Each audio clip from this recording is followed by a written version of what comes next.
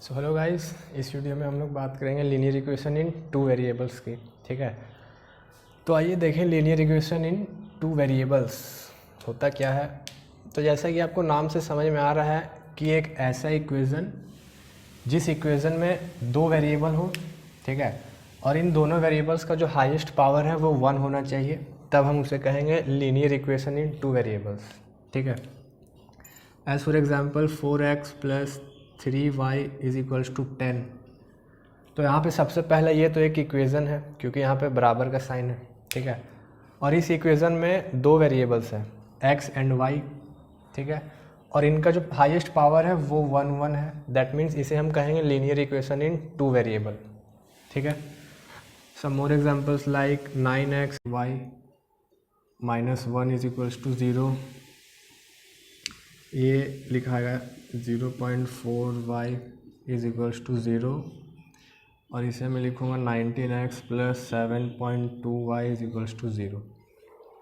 ठीक है, इन सब इक्वेशन को मैं इस तरीके से लिख सकता हूँ जो कि इस फॉर्म में है।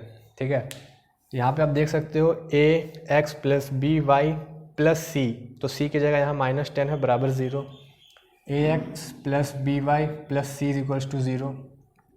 यहाँ पे a की जगह 9, b की जगह -8 है। ठीक है, प्लस b यहाँ है, यहाँ -8 है, that means b is equals to -8, and plus c is equals to 0, that means c आपका -1 है।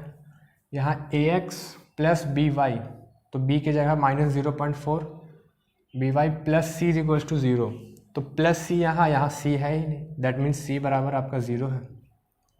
ठीक है, and same for here 19x plus 7.2y, ax plus by plus c equals to 0, यहाँ पे भी c आपका 0 है।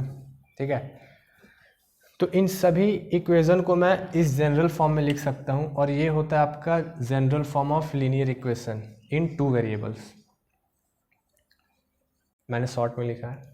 ठीक है, आप अगर बुक में डेफिनेशन देखोगे तो आपको इसी तरीके से डेफिनेशन मिलेगा कि an equation of the form ax plus by plus c equals to 0, और आपको कुछ कंडीशंस भी गिवन होंगे, जैसे ए बी सी जो है वो आपका रियल नंबर है।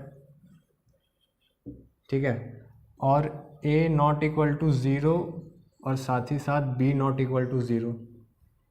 ठीक है, an equation of the form this is called linear equation in two variables. ठीक है, यहाँ पे आपको कंडीशंस पे ध्यान देना है कि a नॉट इक्वल टू 0 होना चाहिए। सपोज a आपका 0 हो गया, दैट मीन्स ये टर्म आपका गायब हो जाएगा, आपके पास बचेगा by plus c is equals to 0। तो ये तो लीनियर इक्वेशन है लेकिन इन वन वेरिएबल है, लेकिन आपको यहाँ पढ़ना है टू वेरिएबल। उसी तरीके से अगर b 0 हो जाएगा तो आपके पास बचेगा ax प्लस c, देन ये भी आपका linear equation in one variable है। ठीक है, तो a not equal to 0, b not equal to 0 होना चाहिए linear equation in two variables के लिए। ठीक है, और c आपका 0 हो सकता है जैसा कि यहाँ पे आप देख सकते हो। ठीक है, तो यह है definition linear equation in two variables का। अब बात करते हैं सॉल्यूशन ऑफ लीनियर इक्वेशन कि सॉल्यूशन क्या होता है। So solution of linear equation, suppose मेरे पास कोई एक लीनियर इक्वेशन है 4x plus 10 is equals to 26। ठीक है, तो यहाँ पे आप एक चीज़ नोटिस करो कि x का अगर मैं कुछ भी वैल्यू डालूँ तो उसके लिए ये इक्वेशन ट्रू नहीं होगा। जैसे अगर मैं x बराबर 2 डालता हूँ तो 4 2 जा 8 प्लस 10, 18 यहाँ पे है लेकिन यहाँ तो 26 है। दैट मीन्स x के लिए मुझे कोई एक पार्टिकुलर वैल्यू लेना होगा जिसके लिए ये इक्वेशन ट्रू है, और ये पार्टिकुलर वैल्यू होगा क्या, ये होगा 4। ठीक है, 4 4 जा 16 प्लस 10 इज इक्वल्स टू 26। तो सॉल्यूशन ऑफ लीनियर इक्वेशन हम इसे ही कहेंगे, यानी कि x का ऐसा वैल्यू जिसके लिए जो आपका इक्वेशन गिवन है वो ट्रू हो जाए। जैसे यहाँ पे x इज इक्वल्स टू 4 के लिए ये इक्वेशन ट्रू है, तो हम कहेंगे x is equals to 4 is the solution of given linear equation. ठीक है, नेक्स्ट एग्जांपल अगर मैं लेता हूँ 8x प्लस 4y ठीक है, इज इक्वल्स टू 16। यहाँ पे ये है लीनियर इक्वेशन इन 2 वेरिएबल्स, यहाँ पे लीनियर इक्वेशन इन 1 वेरिएबल्स था, तो यहाँ 1 वेरिएबल्स था तो यहाँ मेरे पास सिर्फ x के लिए ही वैल्यू मिलेगा, लेकिन यहाँ 2 वेरिएबल्स है तो यहाँ पे मेरे को x और y दोनों का वैल्यू निकालना होगा। तो यहाँ पे x और y का वैसा वैल्यू जिसके लिए ये इक्वेशन ट्रू है उसे हम कहेंगे solution of this linear equation. ठीक है, x y का दोनों का वैल्यू लेना है मेरे को, क्योंकि यहाँ पे 2 वेरिएबल्स है।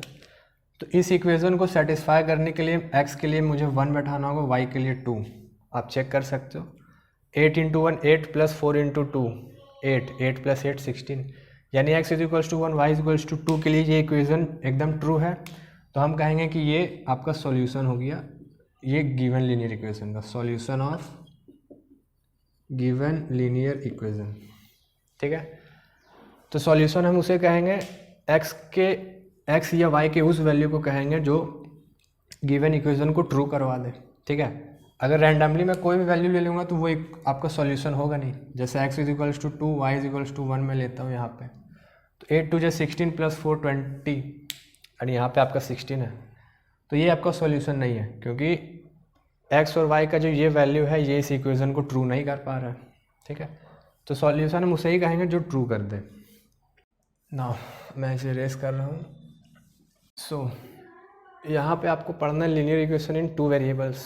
ठीक है, तो सबसे पहले मैं एक सिंगल इक्वेशन लेता हूँ, फर्स्ट सिंगल लीनियर इक्वेशन। ठीक है, ये मैं क्या लिख रहा हूँ ये मैं अभी आपको बताता हूँ। जैसे मेरे पास एक एग्जांपल है 4x plus 3y is equals to 31। Single means एक ही आपको इक्वेशन गिवन है लीनियर। ठीक है, और यहाँ पे अगर मैं आपसे क्वेश्चन पूछूं कि हाउ मैनी सॉल्यूशन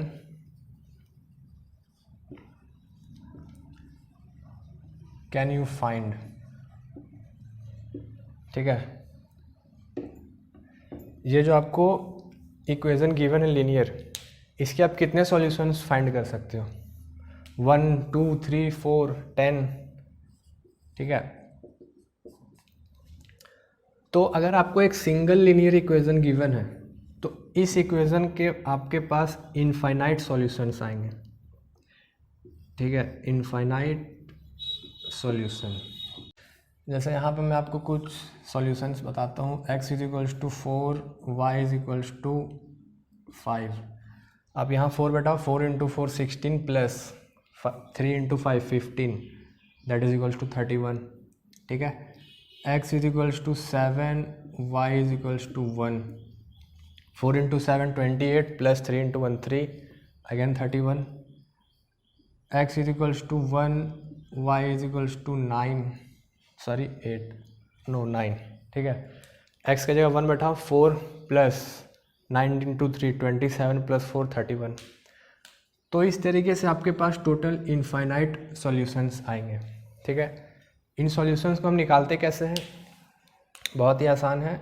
आपको यहाँ से इसे इस फॉर्म में लिखना होगा कि 3y is equals to 31 minus 4x। तो यहाँ से आपके पास y बराबर 31 माइनस 4x डिवाइडेड बाय 3।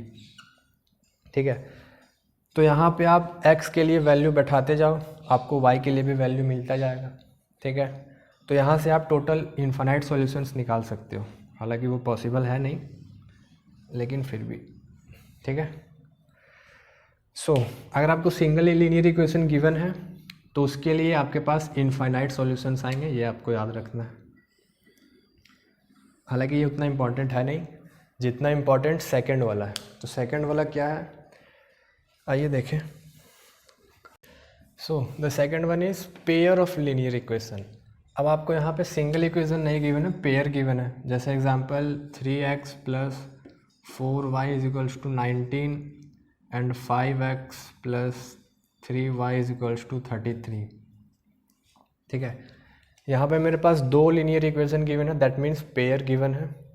अब आपको यहाँ से सॉल्यूशन फाइंड करना है।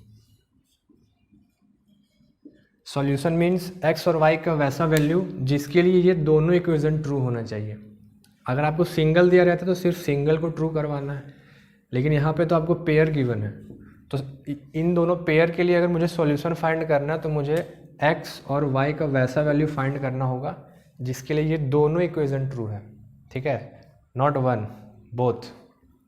ऑलराइट, सो अब यहाँ से आपको 3 केस ही मिलेंगे।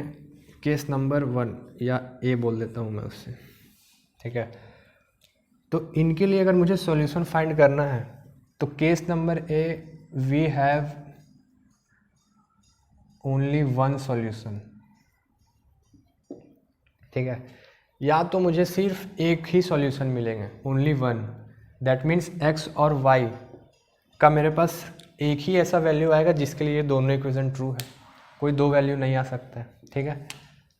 B number we have infinite solution, या तो एक सॉल्यूशन आएंगे और या नहीं तो इनफाइनाइट, ठीक है, 2 3 4 नहीं, direct infinite. And the C we have no solution,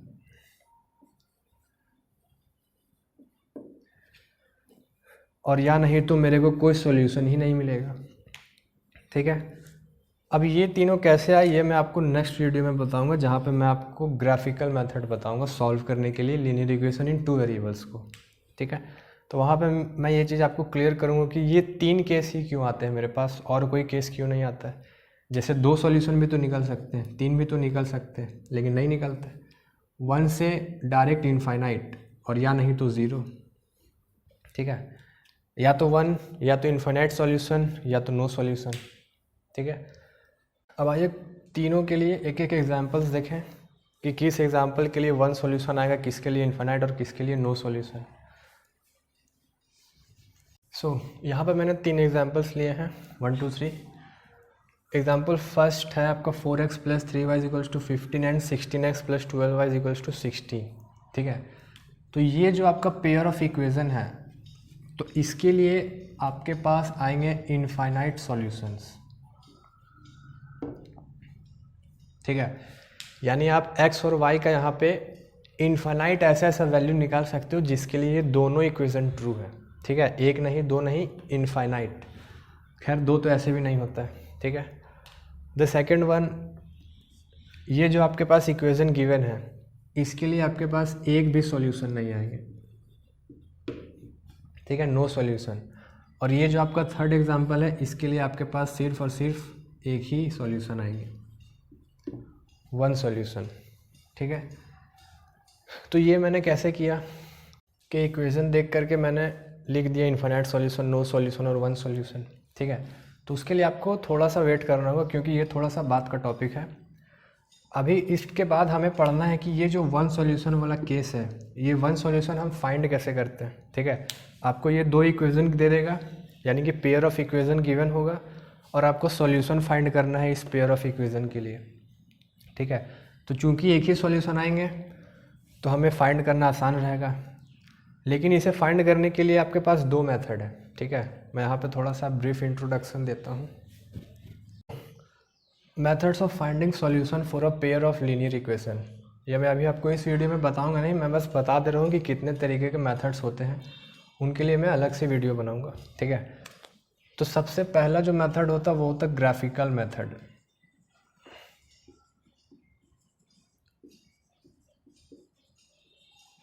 ठीक है।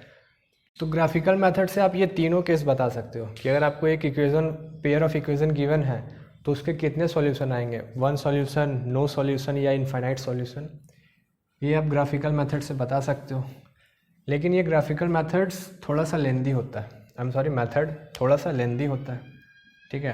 तो इसके लिए हम लोग सेकेंड मेथड का इस्तेमाल करते हैं जो कि है एल्जेब्रिक मेथड,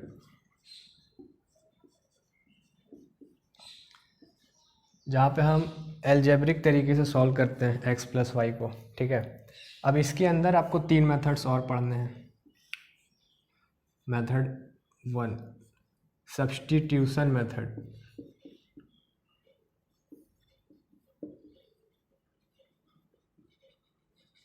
ठीक है। मेथड 2 जो कि है एलिमिनेशन मेथड,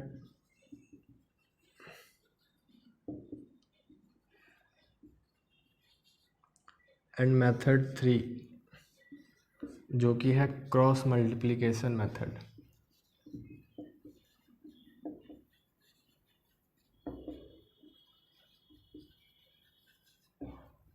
ठीक है, पहला ग्राफिकल मेथड जिससे कि आप आसानी से पता लगा सकते हो कि जो पेयर ऑफ इक्वेशन गिवन है उसके कितने सॉल्यूशन आएंगे, 1, इनफाइनाइट या नो सॉल्यूशन। लेकिन ग्राफिकल मेथड थोड़ा सा लेंदी होता है तो उसके लिए हम इस्तेमाल करते हैं अलजेब्रिक मेथड। अब इसके अंदर आपके पास 3 मेथड है, substitution, elimination and cross multiplication. लेकिन ये जो मेथड है ये सिर्फ इसी पे वर्क करेगा। ठीक है, मैं आपको और भी एग्जांपल्स लेके बताऊंगा दूसरे वाले का अलजेब्रिक मेथड से कि क्या होता है नेक्स्ट वीडियो में। ठीक है, सो आज के इस वीडियो में इतना ही। Thank you.